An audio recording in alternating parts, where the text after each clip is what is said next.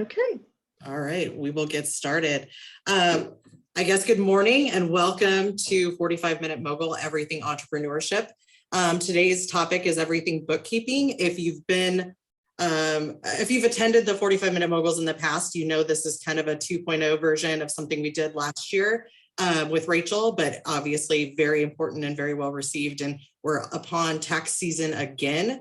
And I think that's something, a lot of people are very passionate about what they're doing in their business, but the numbers part is not fun and not something, something that can give us a lot of anxiety if you're a business owner. So I think it's very important. So we definitely wanted to hit this topic again in some respects and brought Miss Rachel Dorr back. But so yeah, start getting your questions ready. As always, I'm Nikki Ferguson, Manager of Entrepreneurial Development for Advanced Southwest and Iowa Corporation. We are the economic development org for all of Council Bluffs and Potawatomi County. We are a non-for-profit here to help businesses of any size,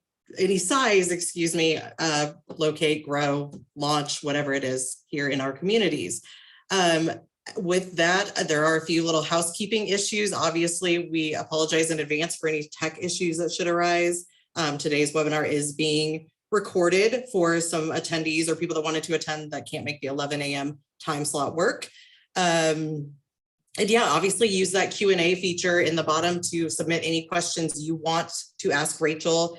You can ask those anonymously. We will actually ask them anonymously. So there's no stupid question, and chances are if you're wondering about something, somebody else has that same question. So feel free to ask those right now. And if you want to say who you are, that's great too. Feel free to do that as well. But again, we'll keep it anonymous unless you specify.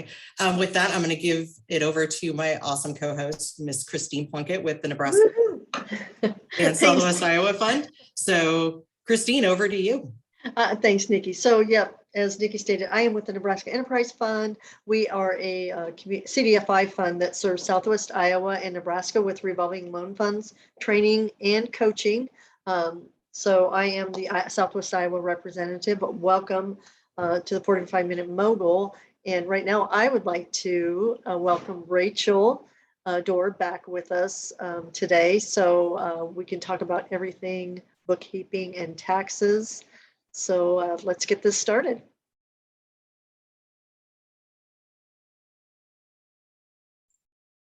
Hi, I'm Rachel Dorr. Thank you guys for having me here today to talk about this very important topic. Like Nikki mentioned, it's not always something that is fun and exciting, but nonetheless very important for small businesses in particular to make sure that they know what's going on with their finances in their business. And I have a small accounting firm in Oakland, Iowa. We serve small businesses in Southwest Iowa. We do serve some clients nationwide, but we really do focus on this area.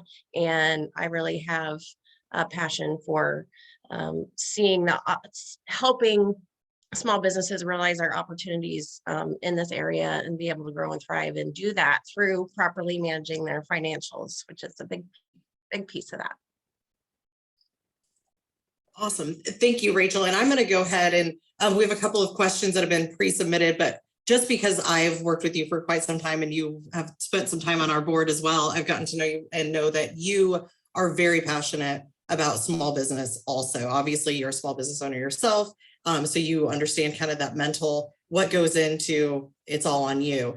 And I know, again, just from knowing you, that a lot of people, I think, get overwhelmed thinking like, yeah, I would love to have the professional on my side, someone that can help me through the bookkeeping, or like I can pick up the phone and call and say, hey, how do I, or what do you recommend? But it's also another expense. And, obviously it's important. It's like marketing. I don't have the money for marketing, but you need to market to get business. I think accounting is another one of those things where it's like, I can't afford another monthly liability to hire an accountant. So I'll just try to navigate this on my own and hope for the best. But you're kind of willing to work with people and getting them kind of the a la carte options and things like that. Do you want to talk a little bit about some of those, or some of the ways you're able to help that maybe someone wouldn't know that that's even a thing that you'd be willing to do? Yeah, definitely. That's a great question. And I like to say, we'll meet you where you're at. Because everybody's unique, and particularly starting out, things can change very quickly. And those regular expenses are something that really need to be evaluated as to what you can invest in as a business owner. So instead of saying, this is what we do, this is what's going to take monthly, and this is how we do it, we kind of work with you as if a lot of times starting out, you have more time than money, right? So if you want to invest the time, we can help you. I know Nebraska Enterprise Fund has a great course to learn how to do some of the bookkeeping on your own with QuickBooks and things like that. We've got training. We like to grow with you because obviously, excuse me, your needs are going to change as you go along. So we're here to take that journey with you. Everybody's got to start somewhere.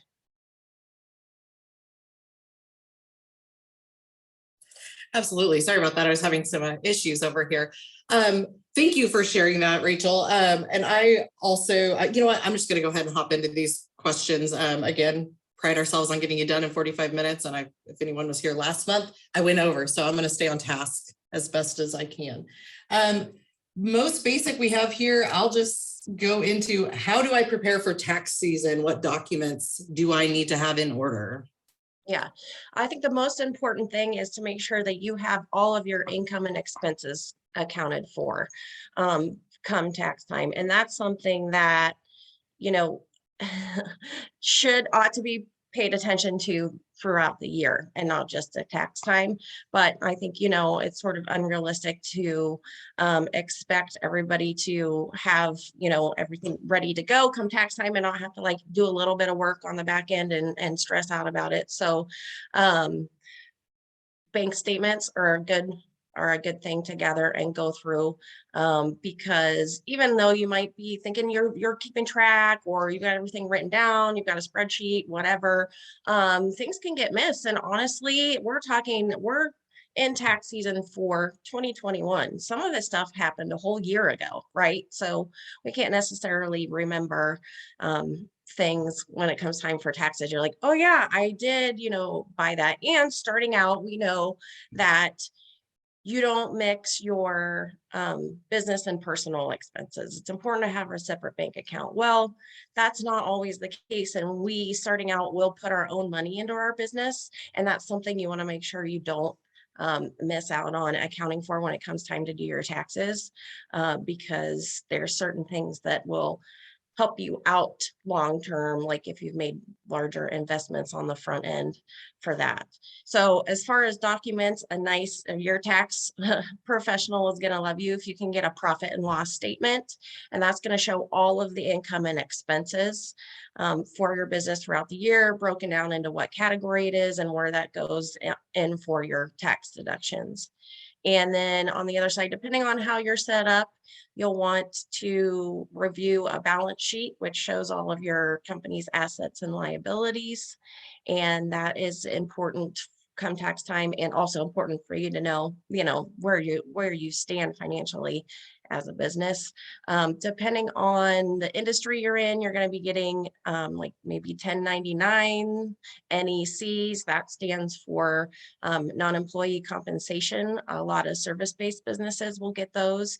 If you take like credit card payments, PayPal, Stripe, Square, those sorts of things, they will send you a 1099-K form, and that reports all of like the income you've then they send that to the IRS too. So it's very important to make sure that you're reporting the income that you get on those forms in the mail, because it has been reported to the IRS and they're going to want you to pay taxes on that income. Rachel, so when you are saying to get together my all my expenses, income and expenses, do I have to have receipts for all the expenses that I incur? And if I don't have them, then yes. what? Yes, that's a very good question. And that's something that, I suggest you come up with best practice and stick with that. So just be consistent. It's not appropriate to save every little receipt. There's kind of an unofficial under $50 rule. You don't need it. there's no reason not to keep your receipts. And then that's just something, one more thing you have to think about, like, oh, is this enough, a big enough amount that I need to keep it? So depending on the volume you have, maybe have just one like paper file per month and shove them all in there, but you don't need to be handing those over when you do your taxes, because the information is going to be good. Yeah. So you're like, I don't want your box of receipts. What I want is good information. And, I can work with you to get that good information. Right. But it's important to have, in case anybody ever comes and asking you to justify your expenses that you're deducting off on your tax return, then you need to be able to back that up for sure. Absolutely. Yeah, I could not do what you do. The IRS scares me, but so I never want to do anything wrong where they're concerned. You mentioned, bank statements. Is it important to have separate bank accounts from your personal and your small business or medium-sized business, whatever it says? Is that always kind of something you recommend? Yes, absolutely. And there is even rules around that, because if you do, well, it's not, illegal to have your business account and personal account commingled. You are practicing what they call piercing the corporate veil. And that just opens you up to liability personally if you're going to do that. But again, we try to be realistic, and everybody starts somewhere. And a lot of times, maybe you don't even have your business name registered yet, or you don't have an LLC set up and you're not officially a business. I know we've seen a lot, and Christine and Nikki, I'm sure you can attest to this. A lot of people start out as, just a little side gig that they, like to do. A lot of makers, I've seen do that. And then they're like, wait a minute, this has really taken off. Now I have a legit business here, but I've been kind of doing it on the side personally for the last year or two. Right. So you can have a bank account in your name personally. That would be my suggestion, is if you're not there yet, just have that separate bank account that that's only like business expenses. And then I know it sounds kind of weird and feels weird for people, but you can like write yourself a check or transfer. I would suggest having them at different banks, having your business and personal at different banks. That's just kind of like best practices that we follow, but it's not necessary to have, where you can make transfers back and forth. Sometimes you need to take your personal money, put it in the business, and vice versa. I mean, we all want to be able to pay ourselves personally at some point. So, and that is not to kind of go off. I know you have a set of questions, Nikki, but paying yourself is always a big question come tax time. That is the next question I have on my list for you, kidding me? actually. Okay. So you walked right into that. Perfect. All right. Yes. Should you be paying yourself? How should you be accounting for that? Is it just pay your bills, or should you have that actually in your taxes, like give yourself a salary? I know I'm thinking back to the beginning of COVID and all the funding that came on, and there were people that all of a sudden had no income, but their taxes didn't show that they were paying themselves. And again, I'm not, was it Schedule 3 or Schedule C? And so people were able to take advantage of, payroll protection and some of those things. So I'm going to give you that, let you continue with that question. Yeah, definitely. And that's a great point. I think a lot of people learned a hard lesson when COVID hit, and there was a lot, of things going on in the small business space. And if you, were kind of didn't have your things in order, you really missed out on that. You're like, okay, well, I know that I am making money, I'm paying my bills, but I'm not showing that. Like, I don't have the documentation to show that. So it depends on how your business is set up as to how you pay yourself. Most people starting out just have either, like a partnership or a multi-member LLC or single member LLC. I don't want to throw out like too many business terms, but we're all small business people here. So I think we kind of have a little bit of an understanding how that works, or even a sole proprietor. And those are the ones, where maybe you just start out with your name and your social security number, but you're still considered a sole proprietorship. So that is a business entity in itself. So pass-through entities, where most people start their businesses, you don't like pay yourself a salary. You don't get a W-2. You don't have taxes taken out of your paycheck. You don't get that, regular paycheck, but those are called like owner draws or owner distributions. And it's important to know that that's not an expense to the business because it just passes through. So you're just passing the money that the business makes onto you personally, and you're going to pay taxes on that. I would suggest, you pick an amount that you would like to pay yourself and kind of do that regularly instead of do not pay your bills out of the business account and count that as your pay. So take it out as a, set amount and then pay your bills outside of there.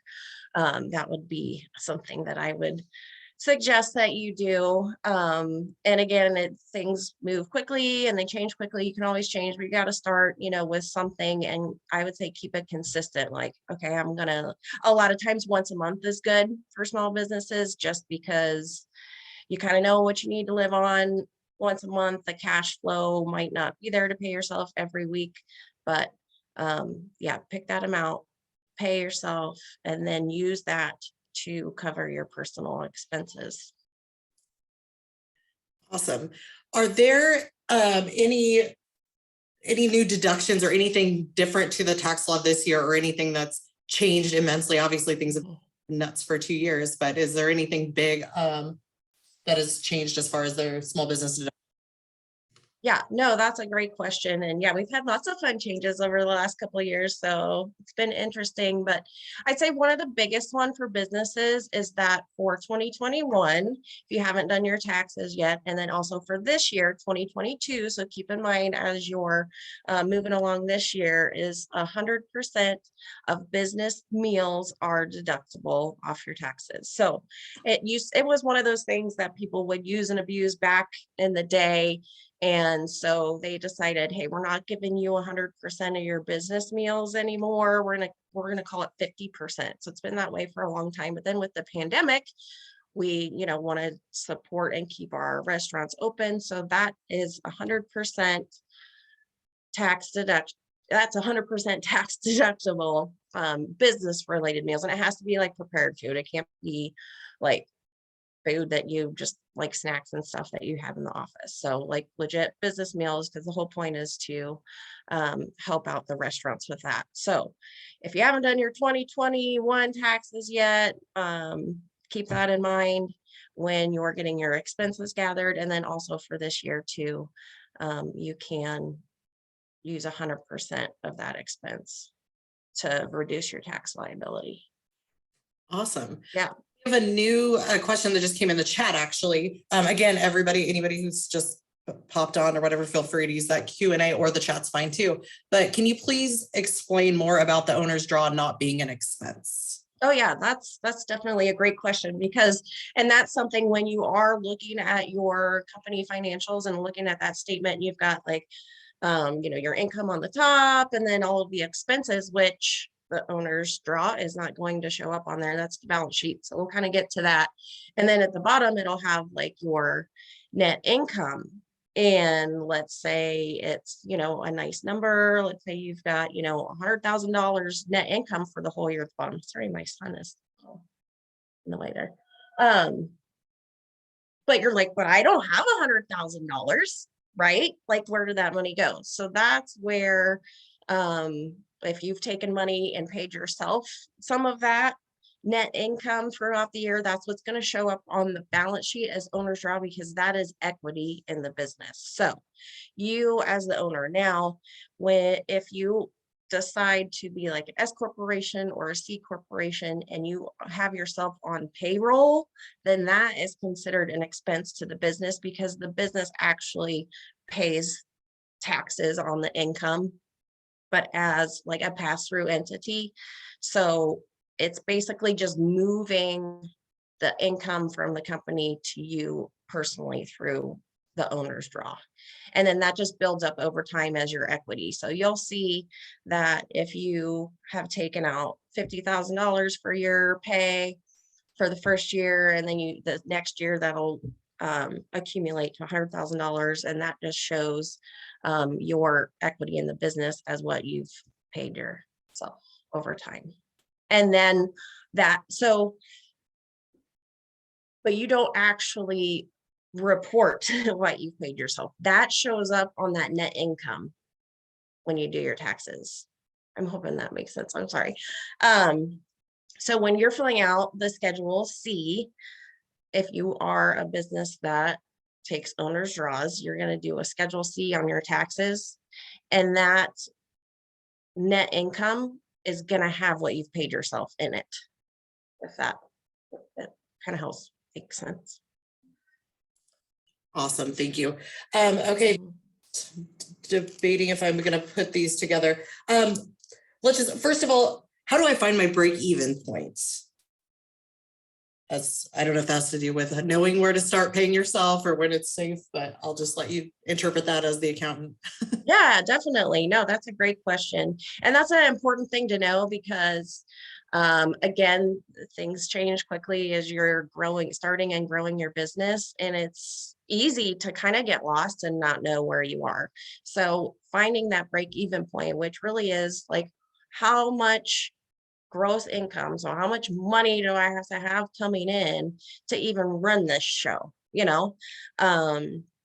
and if you, a lot of times it's better to do it like from the bottom up, right? So that you have certain like monthly expenses that are going to come up, and things that you can kind of bake in some room for unexpected things, because that's just going to happen. And if you add up all of your expenses, and that includes like loan payments, so we're not talking about just hard costs, because if you have any loans that you're paying on, you're going to need to factor in those monthly payments to what you need to have coming into the company. So add it all up, that's going to be what you need to break even. Obviously, you're going to want to shoot for more than that, but at least you know where you are. And when you're going out there and drumming up business, you're like, okay, well, I got to at least hit this point to not be losing money. Rachel, so if I'm doing business out of my home, people talk about writing off your home for your business. How does that work? Yeah, that's a good question. And there's a couple different methods to be able to do that.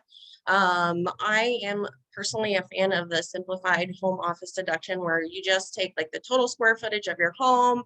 You kind of factor in how many square feet are dedicated to office space.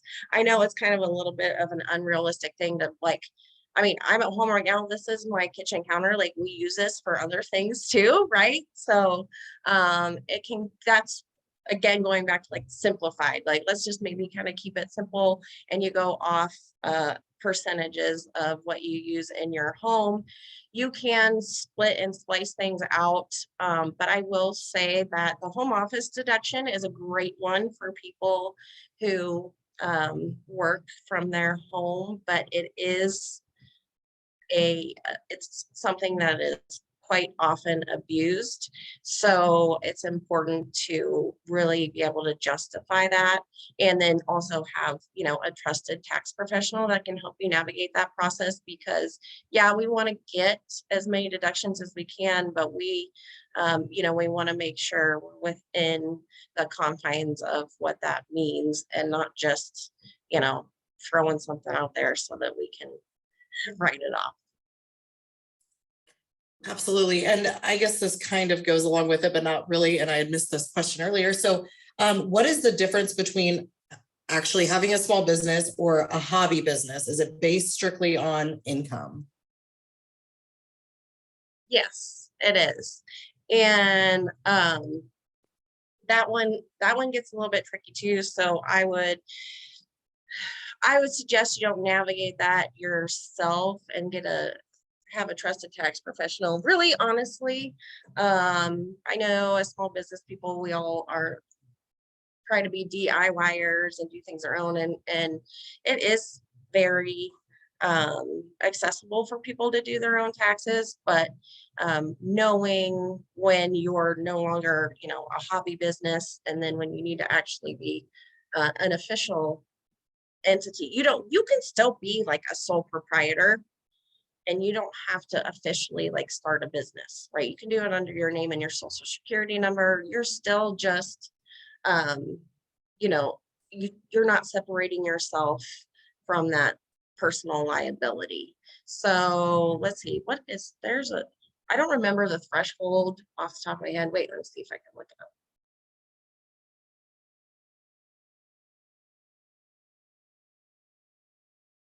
Thought it was like $1,000.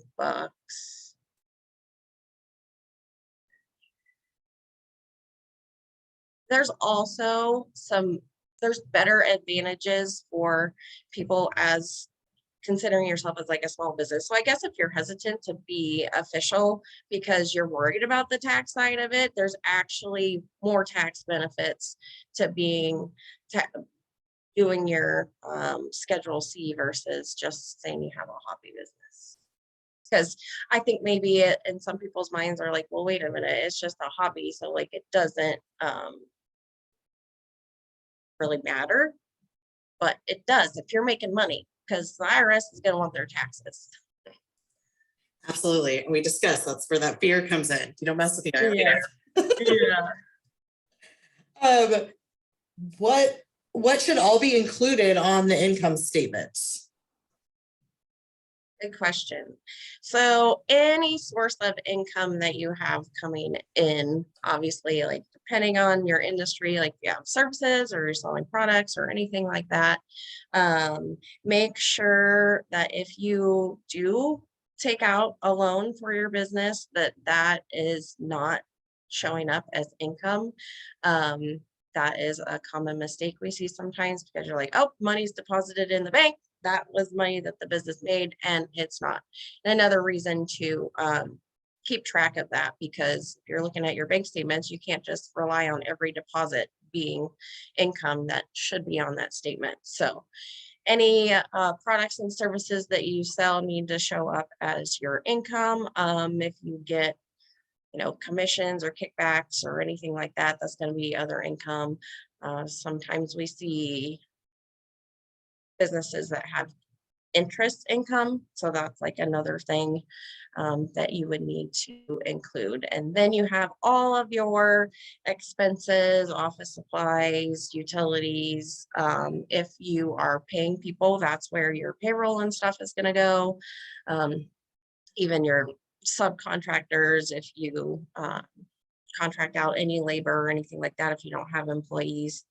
And then what's not on the, so basically all your bills, all your stuff that you're paying except for loan payments. So what is not on the income statement is that monthly vehicle payment or that monthly loan payment that you have. If it's a liability, that's not going to show up on the income statement.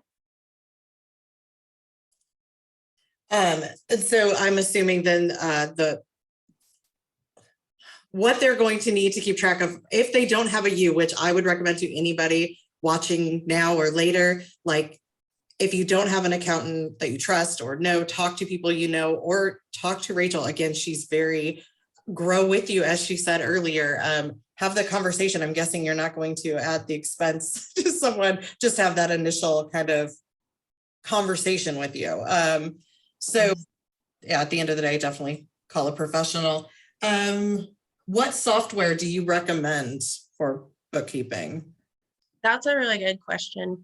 And just to go back to what you said, thank you for saying that, Nikki. And I am happy to help out, particularly anybody here, or if you're involved with Nebraska Enterprise Fund, Advanced Southwest, like I'm totally okay with having a phone conversation with you just to answer some questions, because there's a lot of bad advice out there. And a lot of times y'all don't get to me until it's been, 2, 3, 5 years down the road to find out that it's, been jacked up for since day one. So That's just something that I try to eradicate as much as I can, is to kind of squash some of that bad information that's out there. So anyway, then what was the question now? God, sorry. How sad is it that I almost forgot the question? Oh, no, software. This is a Yay. good one. Yeah, and it's so hard because there's so many options. But like myself, I like to grow with you in your business. I would encourage you to pick a software that can grow with you. There's a lot of different options out there. There's like Wave that's like free and stuff, but that's okay to start out. But what happens when you are, kind of beyond the confines of what that can do? And because basically you're just tracking, again, your income and expenses there, right? And then you really kind of have a challenge when it comes time to switch. And there's even like Google Sheets and Excel spreadsheets out there that have the templates where you can kind of keep track of your stuff that way. But again, taking that data when it comes time to really needing a full-on, accounting software can be a challenge. So the big Mac Daddy is going to be QuickBooks Online. It is our preferred accounting software. It is user friendly. Again, you take the class, you learn how to use it. And it really can grow with you. It comes with some, things that I would like to see improved, but they're just kind of the powerhouse out there, and they do have affordable options. So you can kind of start low. I would say do not start with QuickBooks Self-Employed though, because it doesn't grow with you. But if you start like with the bottom tier, then you can always like upgrade as you go. It's really kind of a nice seamless process. Once you get to that exciting part of hiring people, you can get your payroll done right there. So you don't have different pieces where you've got, you're keeping track of your financials in this software, where you've got payroll in this software. And, it can be kind of an extra challenge that you don't need if you can just have it all in one spot. So yeah, QuickBooks Online would be the answer. I went ahead and posted that in the chat where you can register. Our upcoming QuickBooks is on March 19th and 26th. Oh, yay. So Saturdays, yeah, and it's $59. So Dude, not a bad price. that is an amazing price. Everybody take the class seriously. It's a wonderful price. You're not going to regret doing it. Like, it's so important. And thank you, Christine, for putting that information out there and having that available for these people. Because again, it's really easy to kind of get lost in the sea of information and options and stuff like that. So definitely well worth I can't just $59. That's a steal. So take the class. Awesome. Rachel, when you are, obviously you said, kind of made mention that sometimes by the time someone comes to you, it's kind of already been years of, or we got something to do. When you are working with your clients or people that have, whether they've started with you day one or 5 years in, if you, as, in your role, if you see, some of their cogs or like things are just out of whack, is that where you're going to stand and be like, this seems off, or this seems like we need to look more? Do you kind of take that kind of counselor-esque, like if you see something, say something, I mean, for lack of a better explanation, I guess, to try to help them out to reduce some of those costs or to help them on the income break-even points, et cetera? Like, am I making any sense? I feel like I'm taking a question and totally overcomplicating. Yeah, no, it does. And that's, I guess the term we all throw out there is like trusted advisor. Like, so we love to be an advisor and help you see things that maybe you don't recognize, because again, when you're talking about like options and you're weighing, price, you kind of, you get what you pay for. You can actually, get an accounting professional, or like a service. There's services where they, maybe you get some help with your bookkeeping and accounting, but you never know. You don't have like one person working on your stuff consistently. There's a lot of overseas outsourcing, which is not a bad solution for some people, but in that definitely that first period where, you know, you might need a little more guidance, then that's something that, yeah, we can offer and I would seek out. Or even if you just have, you know, a mentor that you can use if you're not in a position to um, make that investment. But yeah, absolutely. There's things too, you know, you get busy, you're working in your business and you may not notice that something is askew. You might also not notice, you know, things you're mess something up and you didn't even realize it, right? You're like, I had no idea I was screwing this up the whole time.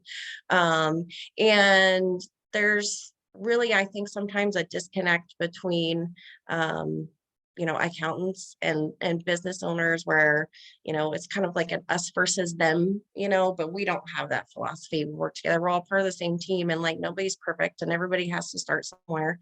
And it's really the key to growing your business is to be aware of what's going on and maybe some things that could be improved on, and then also looking to the future and what opportunities you have to grow.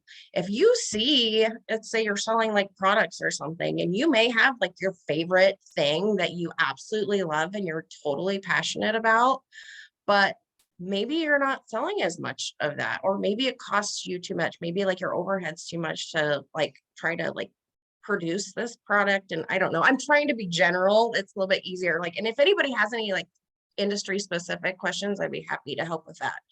But you know, this may be like your passion project, but if you're analyzing your numbers, you may realize that either like profit margin isn't quite there, or maybe that's just not what people want, even if that's what you want to give them, right? So you may notice you've got this other product that's just like selling like hotcakes and it's cheaper to, you know, deliver to your customers and overall is going to make you more money. Like that's something to pay attention to and look at and recognize. You're like, okay, well, there's opportunity. Also, too, you were talking about, Nikki, like the cogs in your business. And one thing that I see happen a lot with businesses as they grow is, you know, their capacity to, and actually this is something that I suffer from too myself as a small business owner, where, you know, you want to set yourself up to be able to, you know, grow. So if you're the one like doing all of the work and fulfilling everything from start to finish, that's where we all start. We all wear all those different hats, right? In the beginning, um, you only have, there's only so much you to go around. So even if you notice that like those sales are creeping up and everything's good and great, well, guess what's going to happen is those expenses are going to creep up to go along with it, because it's just the natural progression of things. Like you're going to have to spend more on like software, and you're going to have to maybe potentially hire somebody, or maybe you move out of your house and you get a space or something like that. So I think that's important to keep in mind too, is as you know, as you grow and you get more money coming in, there's going to be more coming out, and you just want to be able to manage that the best way you can. Absolutely. Obviously, we are here in 45-minute Mogul and we are at 11:38. So I definitely want to leave some time for any closing thoughts from you, Rachel. I did put my email in the chat. Christine's will put hers, I'm sure, as well. And then her QuickBooks training links are also there. Excuse me. If you want to get in touch with Rachel or have any other questions, or even Christine or myself or anyone else, we're here. Reach out to us. Again, like we say, we don't have all the answers, but we'll find who does for you.